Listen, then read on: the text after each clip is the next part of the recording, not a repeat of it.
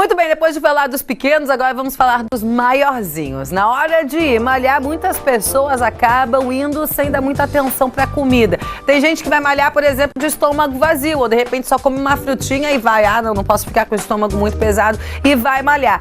E aí depois, quando chega em casa, acende aquela lâmpadazinha da dúvida de novo, porque não sabe exatamente o que comer. E sabe que alimentação é tudo para você conquistar o resultado que você quer, né? Tem gente que come ovo, né, como fonte de proteína. Será que o ovo é tão bonzinho assim ou será que tem algum tipo de restrição? Bom, quais são os malefícios e benefícios, por exemplo, do ovo? O que exatamente a gente deve comer antes e depois de malhar? A gente vai saber agora com a nutricionista Letícia Proença, que está aqui comigo e vai responder isso pra gente, porque, Letícia, boa tarde para você, bem-vinda ao Ver Mais. Boa tarde, Karen. Essa alimentação antes e depois do treino, ela é fundamental para a gente alcançar aí o resultado que a gente busca, né? Certo. Então, assim, na verdade, a gente divide basicamente em 3 tipos de nutrientes, que a gente fala que são os macronutrientes. Antes do treino, o que seria legal a gente estar consumindo? Fontes de carboidratos, como por exemplo, aqui a gente tem a batata doce, que tem um índice glicêmico um pouquinho baixo.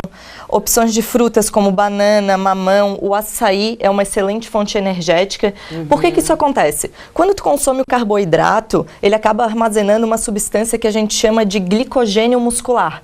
Esse glicogênio que vai determinar o tempo que tu vai chegar à exaustão no exercício. Então, por exemplo, se tu tiver um consumo baixo de carboidratos antes do teu treino, tu vai chegar a uma exaustão ou a uma fadiga num tempo mais curto. Então, tu tem que garantir esse aporte de carboidratos antes do teu treino. Agora, por exemplo, você está falando da banana, porque o que acontece, né? Às vezes você está na tua rotina de trabalho e o teu tempo de sair do trabalho, se trocar, comer e ir para academia é muito curto. Certo. Então, você vai comer alguma coisa bem rapidinho. Então, você poderia, nesse meio tempo, comer, por exemplo, uma banana? Seria uma banana? Ou seria uma banana e mais alguma coisa? Ou mais de uma banana? Como que seria o ideal?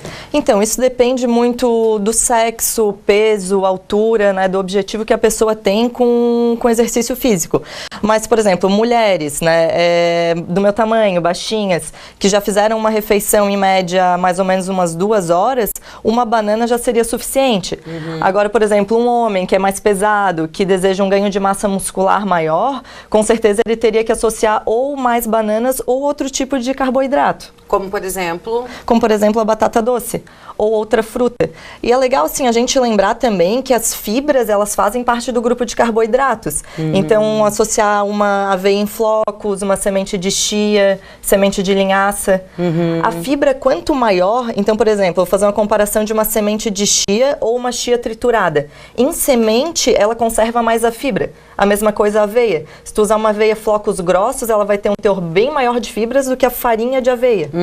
Agora, por exemplo, assim, uma fatia de pão integral com um requeijão ou uma ricota, né, e uma fruta. Esse pãozinho integral antes de malhar é legal ou não é legal, não é indicado? O pão, ele também vai entrar nessa parte do grupo dos carboidratos, né? Ele é uma opção bem legal de carboidrato, só que não vai ter muito a questão das vitaminas e minerais que tu encontraria na batata ou na fruta, por exemplo.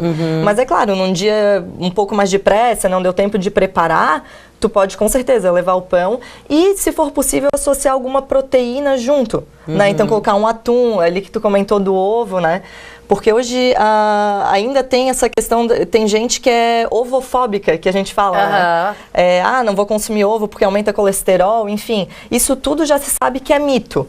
Tá? O ovo ele serve como um alimento, ele é um dos alimentos mais completos que tem. Ele é antifúngico, anti-inflamatório, ele auxilia no combate da diabetes.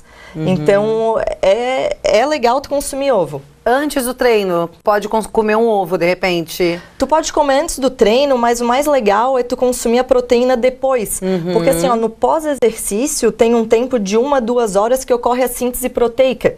Então, como a proteína e o aminoácido, eles são responsáveis por fazer essa síntese, seria legal durante ou depois do treino. Depois. Então, antes a gente já deu aqui alguns exemplos do que você deve comer antes do treino. Vamos passar, então, para o pós-treino. Pós-treino é aquela coisa, terminou de... Às vezes você termina o treino, você já está desesperada de fome. Chega em casa e já come alguma coisa, ou isso tem que dar algum tempinho, ou não tem problema? Pode chegar e comer? O melhor é tu já chegar e comer justamente para repor essa questão do glicogênio muscular.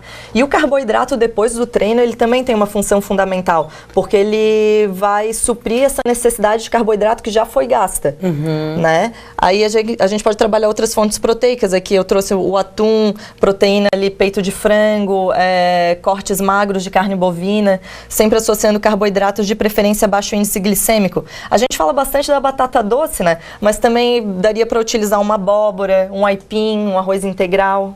Ok, como é que faz com quem não gosta de batata doce, né? Tem outras opções, né? Tem que saber quais são as outras opções. A batata comum, ela também é recomendada?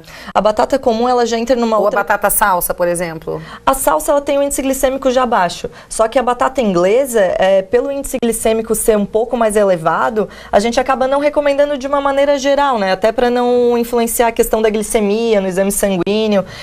Quando tu cozinha a batata, isso acontece também com cenoura e beterraba. Aumenta muito o nível de glicemia. Então, não significa que tu precisa, antes do teu treino, consumir um carboidrato de rápida absorção.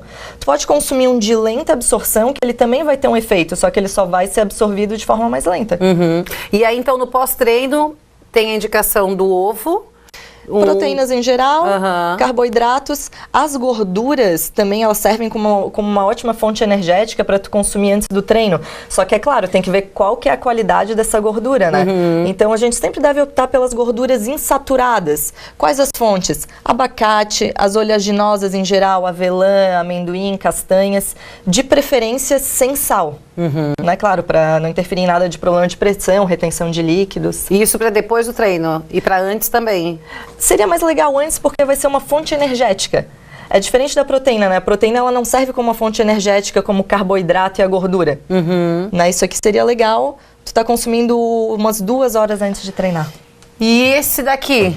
Então, aqui a gente vai falar um pouquinho dos termogênicos, né, que são os estimulantes naturais. Eu trouxe para representar aqui o café, né, as pimentas, o gengibre e a canela. Além disso, a gente também encontra no guaraná em pó, no cacau, né? Qual que é a função desses alimentos? Na verdade, eles aceleram um pouco o metabolismo, né, e eles podem atuar na quebra da célula de gordura. Então, para te estimular a ter um pouquinho mais de melhorar o rendimento para o teu treino, tu poderia estar consumindo esses alimentos. Porque, por exemplo, tem muita gente que toma termogênico antes de malhar e automaticamente para queimar mais caloria. Ele acelera o batimento cardíaco, né? E a pessoa acaba rendendo mais. Só que também tem que sempre conversar com o médico antes, porque o uso desse tipo de termogênico pode representar problemas sérios de saúde.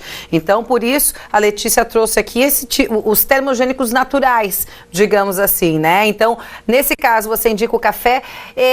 Já me recomendaram colocar na garrafinha de água que você vai levar para malhar, lascas de gengibre. Perfeito. Isso daí é bacana também para ajudar a acelerar o metabolismo. Com certeza, assim, ó, até falando um pouquinho do gengibre e da pimenta, quanto mais ardente for, mais efeito termogênico tem, porque daí vai ter a substância que eleva a temperatura corporal.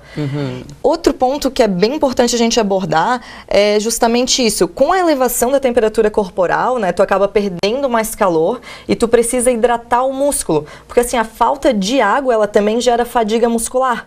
Então, assim, hidratação antes, durante e depois do treino. Sempre. Se forem treinos intensos, de moderados a alta intensidade, por mais de 90 minutos, a gente até recomenda o uso de algum isotônico, algum carboidrato em gel durante esse treino. Então, a gente pode usar isotônicos comerciais, água de coco. É um excelente isotônico. Ah, mas por que eu tenho que usar isso? Quando, né, tu vai ter uma perda de vitaminas, água, eletrólitos, então tem que fazer a reposição. Mas não é na maioria dos casos que isso acontece. É isso que eu te falei, a pessoa vai fazer mais de 2 treinos. Um treino mais forte, mais puxado, né? Você diz, nesse caso. Exato. Nesse caso, se não a água, se quiser botar uma lasquinha de gengibre, tá liberado. Ótimo. Também. É uma boa pedida, fica uma delícia a água, já fica aí uma dica pra você. Letícia, obrigada pelas suas explicações. Imagina, eu que agradeço. Muito obrigada e até a próxima. Até mais. Aqui no Ver Mais. Até mais.